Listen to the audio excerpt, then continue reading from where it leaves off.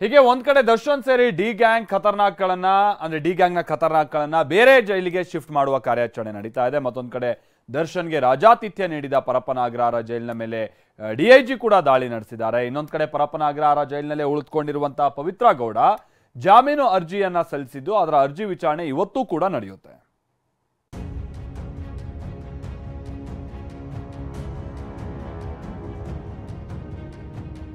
ದರ್ಶನ್ಗೆ ರಾಜಾತಿಥ್ಯ, ಪರಪ್ಪನ ಅಗ್ರಹಾರ ಜೈಲಿನ ಮೇಲೆ ಡಿಐಜಿ ದಾಳಿ.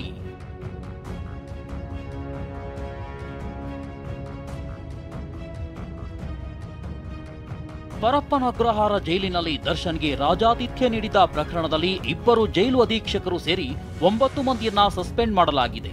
ಅಷ್ಟೇ ಅಲ್ಲ, ಜೈಲಿನ ಅಕ್ರಮ ಬಯಲಾಗ್ತಿದ್ದಂತೆ ಕಾರಾಗೃಹ ಐಜಿಪಿ ಸೋಮಶೇಖರ್ ಜಾಗಕ್ಕೆ ದಿವ್ಯಶ್ರೀ ನೇಮಕ ಮಾಡಿ ಗೃಹ ಇಲಾಖೆ ಆದೇಶಿಸಿತ್ತು.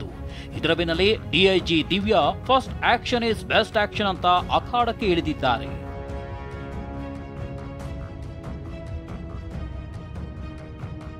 ಹೌದು, ನಿನ್ನೆ ರಾತ್ರಿಯೇ ಪರಪ್ಪನ ಅಗ್ರಹಾರ ಜೈಲಿಗೆ ಡಿಐಜಿ ದಿವ್ಯಾ ಅವರ ತಂಡ ದಾಳಿ ನಡೆಸಿದೆ. ಸೆಂಟ್ರಲ್ ಜೈಲಿನ ಅಧಿಕಾರಿಗಳಿಗೆ ಖಡಕ್ ವಾರ್ನಿಂಗ್ ಕೊಟ್ಟಿದ್ದಾರೆ.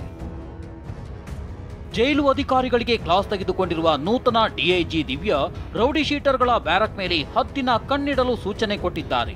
ದರ್ಶನ್ಗೆ ನೀಡಿದಂಥ ರಾಜಾತಿಥ್ಯ ಕೇಸ್ ಮತ್ತೆ ಮರುಕಳಿಸದಂತೆ ಸೂಚನೆ ನೀಡಿದ್ದಾರೆ. ಅಲ್ಲದೆ ವಿಲ್ಸನ್ ಗಾರ್ಡನ್ ನಾಗ ಮತ್ತವರ ತಂಡದ ಮೇಲೆ ಕಣ್ಣಿಟ್ಟಿರುವಂತೆ ಸೂಚನೆ ನೀಡಿದ್ದಾರೆ. ಅಲ್ಲದೆ ಸಿಸಿ ಕ್ಯಾಮೆರಾಗಳನ್ನ ಸರಿಯಾಗಿ ಮಾನಿಟರ್ ಮಾಡುವಂತೆ ಸೂಚನೆ ನೀಡಿದ್ದಾರೆ.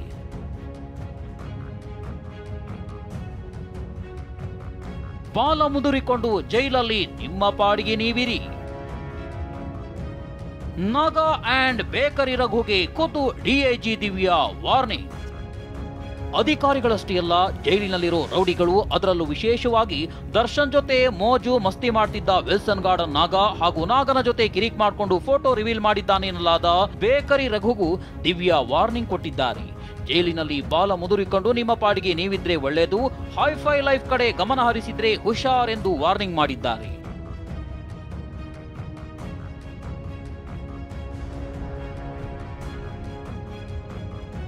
ಈ ಮಧ್ಯೆ ದರ್ಶನ್ ರಾಜಾತಿಥ್ಯ ಪ್ರಕರಣ ತನಿಖೆ ಮತ್ತಷ್ಟು ಚುರುಕುಗೊಂಡಿದ್ದು, ಪರಪ್ಪನ ಅಗ್ರಹಾರ ಜೈಲಿಗೆ ಹುಳಿಮಾವು ಇನ್ಸ್ಪೆಕ್ಟರ್ ಕುಮಾರಸ್ವಾಮಿ ಭೇಟಿ ನೀಡಿದ್ರು. ಸ್ಥಳ ಮಹಜರು ಮಾಡಿ ವಿಡಿಯೋ ಕಾಲ್ ಮಾಡಿದ್ದ ರೌಡಿ ಶೀಟರ್ ಧರ್ಮ, ನಟ ದರ್ಶನ್ ಮತ್ತು ಸತ್ಯನನ್ನ ವಿಚಾರಣೆ ಮಾಡಿದ್ರು. ಇದಲ್ಲದೆ ಸೆಂಟ್ರಲ್ ಜೈಲಿನಲ್ಲಿ ಅಕ್ರಮದ ಬಗ್ಗೆ 3 ಎಫ್ಐಆರ್ ದಾಖಲಾಗಿದ್ದು, ಈ ಪ್ರಕರಣಗಳ ವಿಚಾರಣೆಗಾಗಿ 3 ತನಿಖಾಧಿಕಾರಿಗಳು ಸಹ ಬಂದಿದ್ದಾರೆ, ತನಿಖೆ ನಡೆಸಿದ್ದಾರೆ. ಇನ್ನು ಡಿ ಗ್ಯಾಂಗ್ನ ಸದಸ್ಯರು ದಿಕ್ಕಾಪಾಲಾಗಿ ಬೇರೆ ಬೇರೆ ಜೈಲಿಗೆ ಹೋದರೂ ಪವಿತ್ರ ಗೌಡ ಪರಪ್ಪನ ಅಗ್ರಹಾರ ಜೈಲಿನಲ್ಲೇ ಇರಲಿದ್ದಾರೆ. ಇಂದು ಪವಿತ್ರ ಗೌಡ ಜಾಮೀನು ಅರ್ಜಿ ವಿಚಾರಣೆ ನಡೆಯಲಿದೆ. ಇಂದು ವಾದ ಮುಕ್ತಾಯವಾದರೆ ಆದೇಶ ಕಾಯ್ದಿರಿಸುವ ಸಾಧ್ಯತೆ ಇದೆ. Bureau report, ಟಿವಿ9.